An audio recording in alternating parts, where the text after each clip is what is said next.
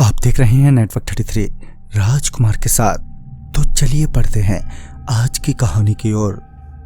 दरवाजे पर लगातार हो रही दस्तक से मेरी मोटी नींद आखिरकार टूट ही गई और आंख खुलते ही सबसे पहले मेरी नजर सामने दीवार पर लटक रही घड़ी पर पड़ी, जो कह रही थी अभी रात ही है, क्योंकि उस वक्त रात के 1:45 बज रहे थे। पता नहीं कौन था दरवाजे पर। वैसे भी यहाँ तो मैं किसी को जानता तलक नहीं था। खैर मैंने दरवाजा खोला तो पाया कि सामने 2 लड़कियां खड़ी हैं जो परेशान मालूम पड़ रही थी। उनके परेशान चेहरों को भांपते हुए मैंने उनसे पूछा, कहिए क्या बात है, तुम दोनों दरवाजा क्यों पीट रही हो? इस पर वो लड़कियां रोते हुए बोली, वो पिताजी को कुछ हो गया है, आप जरा हमारी मदद कर दीजिए। इस पर मैंने उन दोनों से कहा, क्या हो गया उन्हें? मगर इस बार उन दोनों ने जवाब देने की जगह साथ चलने को कहा, तो मैं भी ज्यादा देरी किए बिना उनके साथ चल दिया।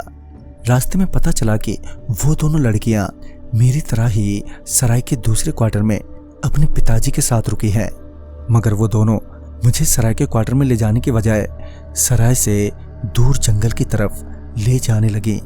तो मेरा माथा एक पल को ठनका और मैंने उनसे सवाल करते हुए पूछा, अरे तुम तो अपने पिताजी के पास ले जाने वाली थी, तो फिर ये जंगल की तरफ क्यों ले जा रही हो? तो इस पर उन दोनों में से एक ने कहा, वो क्या है कि हम तीनों बाहर टहलने गए थे और तभी लौटते वक्त अचानक ही पिताजी की तबीयत बिगड़ गई। वैसे तो ये सुनने के बाद ना जाने क्यों मुझे अब उन दोनों पर भरोसा नहीं हो रहा था, मगर मैं अब काफी दूर भी चला आया था, तो ऐसे में वापस लौट जाना भी ठीक नहीं रहता। लिहाजन मैं बिना किसी दूसरे सवाल के उनके साथ साथ आगे ही बढ़ता रहा। जब चलते चलते मैं जंगल के उस जगह पर पहुंचा जहां पर दूसरी तरफ गहरी खाई थी, तो मैंने पीछे पलटते हुए उन दोनों से कहा, अरे कहाँ हैं तुम्हारे पिताजी? अब तो रास्ता भी खत्म हो गया है। मैंने इतना कहा ही था कि वो दोनों लड़कियां जो अभी थोड़ी देर पहले ठीक मेरे पीछे थी, वो अब वहां पर नहीं थी। उन दोनों को वहां पर ना देखकर मैं थोड़ा अचरज में पड़ गया और उन दोनों को आवाज लगाने लगा, मगर वो दोनों मुझे कहीं पर नहीं दिखे। मैं अभी मन ही मन ये सोच रहा था कि ये कैसा मजाक है कि मुझे खाई की तरफ से किसी के चीखने की आवाज आई। मैंने तुरंत ही खाई की ओर झांकते हुए देखा तो पाया कि कोई आदमी नीचे से बचाओ बचाओ की आवाजें लगा रहा है। मैं अभी उस आदमी की ओर देख ही रहा था कि मुझे जोरदार धक्का लगा और मैं सीधे उस खाई में जा गिरा।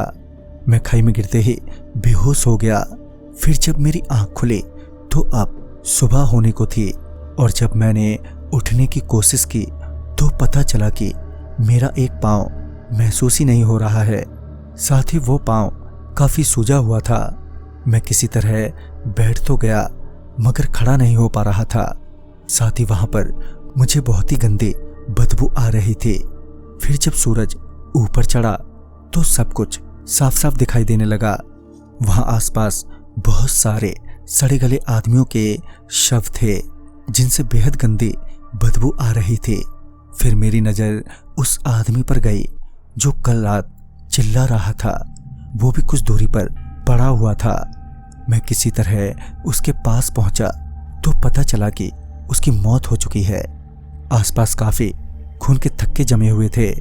मैं जानता था कि यहाँ पर मुझे कोई भी मदद नहीं मिलेगी, लिहाजन मैं लंगड़ाते हुए वहां से बाहर निकलने का रास्ता तलाशने लगा।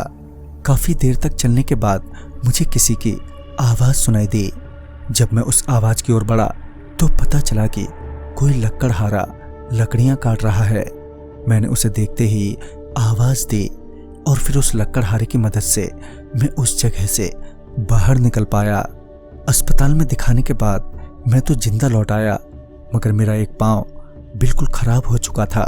फिर कई हफ्तों बाद उस लकड़हारे से जब मैं मिलने गया तो उसने बताया कि दरअसल वो 2 लड़कियां चुड़ैल हैं और वो ऐसे ही लोगों को गुमराह करके उस खाई से नीचे फेंक देती है और लोगों की मौत हो जाती है।